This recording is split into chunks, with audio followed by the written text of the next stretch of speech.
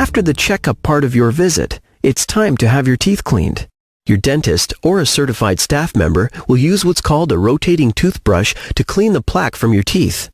After your teeth have been brushed, your dentist may floss to remove any and all remaining plaque between your teeth. If necessary, to help harden your teeth and help fight future cavities, your dentist or dental staff member may apply a fluoride foam, solution, or paint.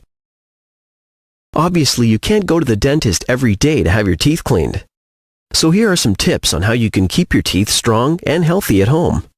First, you should start by flossing your teeth to remove any food particles and plaque that may get stuck between them. The right way to floss is to wind the floss around both of your index fingers and gently push it in between each of your teeth in your mouth. Make sure you freely move the floss upwards, downwards, and even sideways to get out any food that might be stuck. After flossing, you should then brush your teeth. You should put a small amount of toothpaste on a soft toothbrush and hold the toothbrush at a 45-degree angle to your teeth. Then, gently rotate the bristles across your teeth and under your gums with a backward and forward circular motion.